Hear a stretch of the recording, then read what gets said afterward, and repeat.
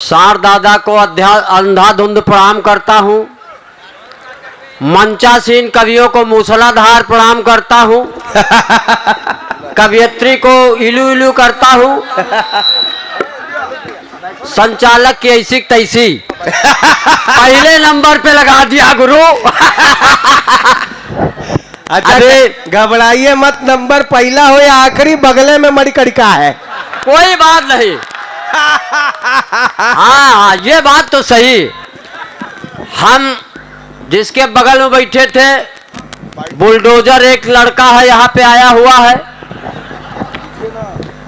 ऐसे लग रहे थे जैसे नंदीश्वर बाबा के बगल में जो है कोई पिल्ला चल रहा हो। धर्मराज जी विभा जी के बगल में ऐसे लग रहे हैं जैसे कि कश्मीर के बगल में काठमांडू। भाई दमदार ने पहले नंबर पे हमको लगा दिया है। नरकंकाल बार बार बनारस में इसलिए आता है, काशी में इसलिए आता है, भोले बाबा से प्रार्थना करता है कि अगर कोई मादा कंकाल मिल जाए तो कोर्ट मैरिज कर लूं।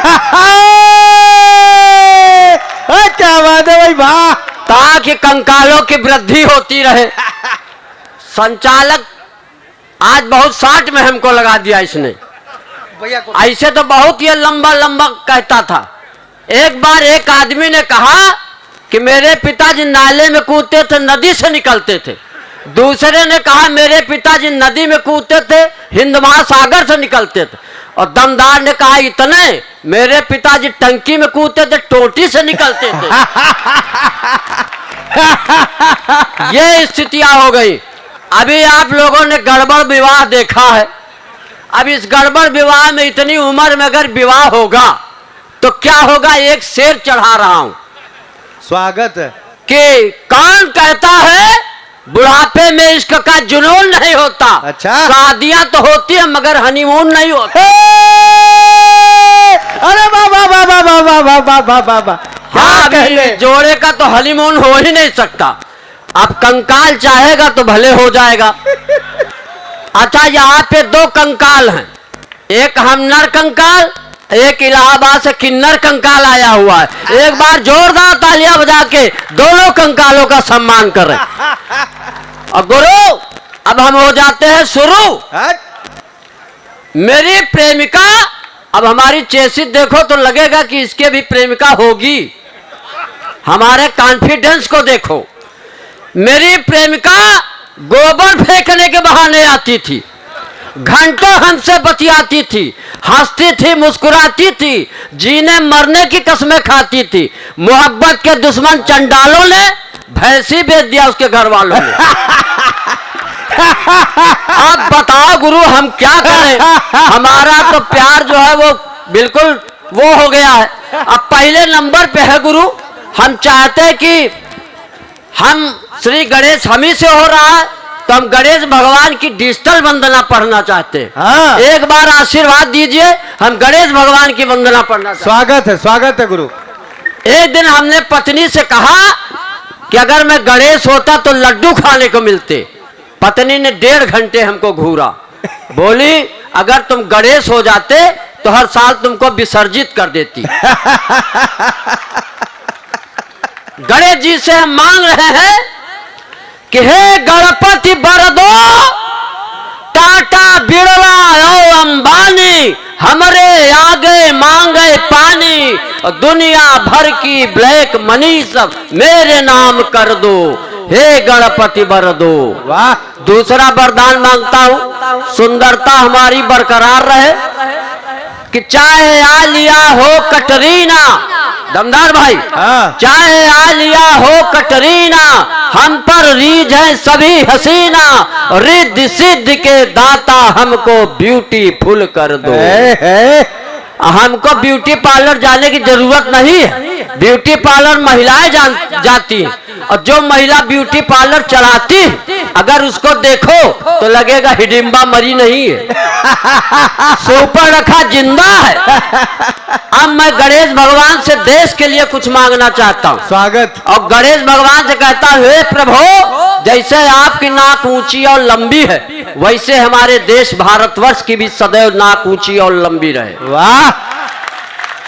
कि बहुत बढ़िया। जग में ऊंची नाक हमारी, चीन पाक पर धाक हमारी, और पटक पटक कर इनको मारूं, इतना पावर दो हे गणपति वर दो, वाह। हे गणपति वर दो। वाह।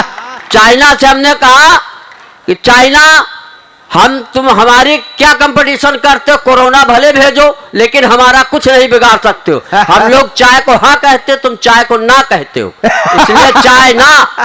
और चाइना तेरे पास है क्या? सिर्फ एक चाइना वाल। हमने कहा हमारे यहाँ अग्रवाल, जायसवाल, मोदनवाल और सबका बाप केजरीवाल। तो जिस देश में इतने वाल हो, तुम देश की छुच्छी नहीं ढीली कर सकते हो। केजरीवाल हम मिलने गए, जिस जेल में बंद थे, खांस रहे थे। हमने कहा गुरु अभी तक तुम दिल्ली के खुदा थे। बोले हम खुदा नहीं है। हमने कहा क्यों? बोले खुदा न खांसता। ये स्थिति हो गई। अच्छा, अब ये सार दादा हमको देखे, बोले यार तुम जिंदा हो, कोरोना से बच गए। हम कहा दादा कोरोना ससुर हमसे खुदे बचता रहा कि यह तो हमसे खतरनाक वायरस है। हाँ, कोरोना से बचने क्या बात है। हाँ, एक शेर हम अखिलेश दद्दू को भेंट कर रहे हैं कोरोना के उससे कि काश मेरा भी रूप सलोना हो जाए, वाह। किसी की नजरों का जादू टोना हो जाए, और हम इनकी बीवी को गले लगा ले, भले हमको कोरोना हो जाए। चलिए 2-3 कविताएं पढ़ता हूं, पसंद आई तो ठीक, नहीं 10-12 और झोंकूंगा। हाँ, नरकंकाल की कोई गारंटी नहीं है। स्वागत है गुरु। हमारी प्रेमिका ने कहा कि तुम्हारी हड्डियों से सुरमा बना के आंखों में लगाऊंगी। है।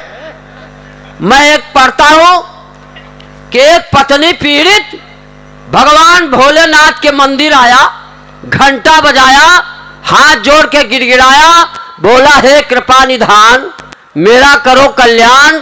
मेरी पत्नी बात बात पे लड़ती है, रोज हमसे झगड़ती है, घर के सारे काम कराती है, चूल्हा चौका बर्तन पोछा, यहाँ तक कि कपड़े भी धुलवाती। भगवान तरस खाओ, हमको हमारी बीवी से छुटकारा दिलाओ। हाँ। भगवान ने कहा बेटा मत घबराओ, उसे पढ़ा लिखा के एसडीएम बनाओ। अरे वाह वाह वाह वाह वाह वाह वाह वाह वाह, हाय जिंदाबाद। क्या बात है भाई, बहुत अच्छा व्यंग। दादा एसडीएम शब्द में तालियां बजा रहे हैं गुरु। अच्छा, हमको देखो इनको देखो। हाँ। हम बोतल का दूध पी के बड़े हुए हैं और ये भैंस को उठा के चूस लेते थे। तालियां गुरु कमजोर नहीं होनी चाहिए। तालियां बिल्कुल कमजोर। अच्छा, एक जगह भी हम रावतपुरा में थे तो हमारे मुंह से निकला तालियां कमजोर है। तो एक श्रोता खड़ा हुआ, बोला तू ही कौन खली का बाप है, जैसा तू वैसी तालियां। हाँ, तो ये स्थितियां हैं। अब मैं, भगवान ने कहा बेटा मत घबराओ, उसे पढ़ा लिखा के एसडीएम बनाओ, तुम्हारी किस्मत जाग जाएगी, एक दिन वो तुमको छोड़कर खुद भाग जाएगी। अब इससे बढ़िया सलूशन क्या? अरे अरे अरे अरे अरे, माला का देख के पहनाइए, वो माला का भार संभाल नहीं पहियन। हाँ गुरु, 20 साल पहले एक पहनी थी, दुर्गति को प्राप्त हो गए, अब क्या सीधे वीर गति को प्राप्त कराओगे? क्या बात है गुरु, वाह। हाँ गुरु, मालाओं से बड़ा डर लगता है। हाँ, अगर कोई बैजंती माला पहना दे तो बात अलग है। हाँ, तो ये स्थितियां हैं। अब चलिए एक कविता और पढ़ रहा हूं। हमारे देश में क्या है ना कुछ नया चला करता है। हाँ। हमारे देश में बहुत पहले से गुरु कहा जाता था हिंदू मुस्लिम भाई भाई, लेकिन भाई भाई में हमेशा लड़ाई हुई। हम कहा यह नारा बदल दो। हाँ। नारे में संशोधन करो, हिंदू मुस्लिम भाई भाई नहीं, हिंदू मुस्लिम मियाँ बीवी। दिन भर लड़ो, रात को फिर एक हो जाओ। या जब से पाकिस्तानी भौजी आई है, पूरी मीडिया में इसी की खबर छाई है। हर न्यूज चैनल वाले ले रहे साक्षात्कार, मानो रजिया सुल्तान की रिश्तेदार। वाह। अब पबजी खेल खेल हुआ प्यार आ गई, सीमा करके सीमा पार आ गई, और गदर में सनी देओल ने उखाड़ा था नल, या पूरी बोरिंग उखाड़ आ गई। अब मुर्गे के साथ साथ 4 चूजे भी आ गए। मुर्गे के साथ साथ चार चार चूजे भी आ गए, सचिन के दिल रूपी दरबे में समा गए। और जब जब इस देश को विदेशी माल भाया है, इस देश पे कोई न कोई संकट गहराया है। अरे वाह वाह वाह वाह वाह वाह, क्या बात है गुरु, इस देश बहुत पे बड़ा व्यंग है भाई, वाह वाह वाह वाह। इस देश को विदेशी माल भाया है, इस देश पे कोई न कोई संकट गहराया है। इसलिए बेटा सचिन, ईस्ट इंडिया कंपनी से प्यार, भारत में अंग्रेजों का अत्याचार। वाह, इसलिए बेटा सचिन, जिसे खा रहे हो समझकर बिरयानी, देख लेना कहीं निकल ना हो सुपर रखा कि नानी।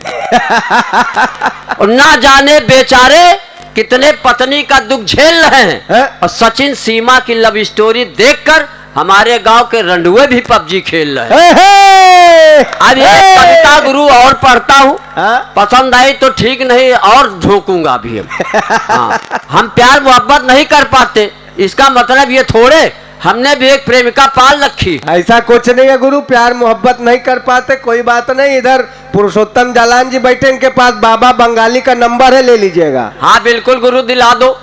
शादी हमारी तय हो रही थी, लड़की वाले देखने जाए लड़की को, तो लड़की वाले के घर वालों ने कहा लड़की से कि लड़के को देखो।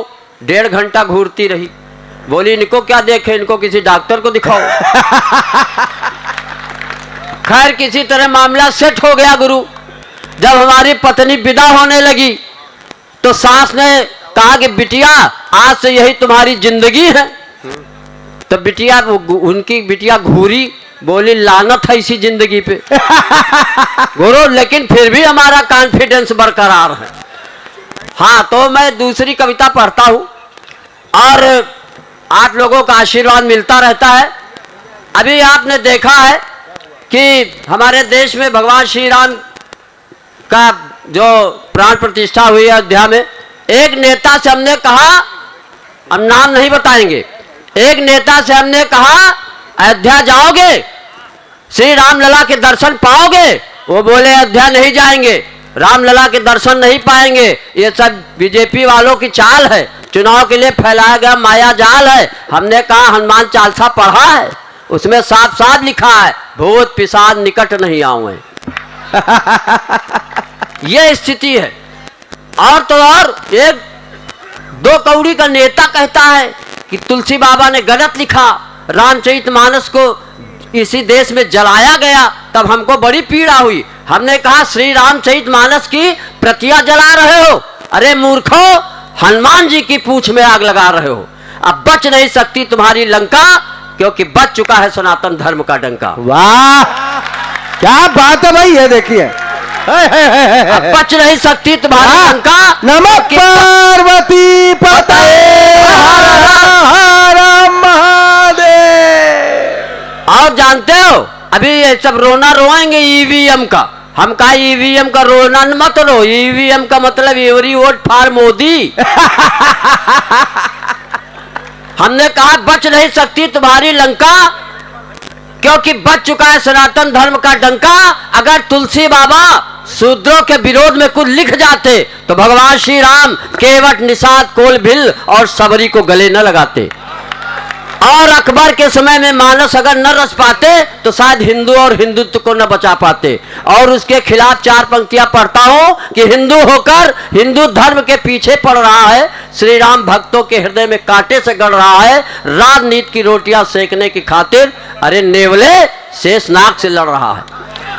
एक बार आशीर्वाद दीजिए एक छोटी सी कविता पढ़ के। अब हमको पहले नंबर पे ऐसा खड़ा कर दिया गुरु कि दमदार हो गए अंबानी, हम हो गए रिहाना। हाँ गुरु, ये देश की स्थिति है कि वाह रे विधाता क्या क्या खेल दिखाता है, वाह रे विधाता क्या क्या खेल दिखाता है। कोई एड़िया रगड़ रगड़ कर मर जाता है, पर बड़ी मुश्किल से 2 वक्त की रोटियां कमाता है। और कोई केवल कमर हिलाता है और करोड़ों ले जाता है। इतना पेमेंट तो इंद्र ने भी जयंत के विवाह में किसी अप्सरा को नहीं दिया होगा जितना रिहाना ने अंबानी से लिया होगा। इस देश में अब मेरी समझ में आया कि इस जग में कितनों को नाच ने नचाया। गब्बर कहता नाच बसंती नाच, नीचे बिछा दिए कांच। और रिहाना ने कहा था भारत को तू है गरीब, पर तू कितनी बदनसीब, उसी देश ने नाच मेरी बुलबुल की पैसा मिलेगा, कहाँ कदरदान तुझे ऐसा मिलेगा। हर हर महादेव।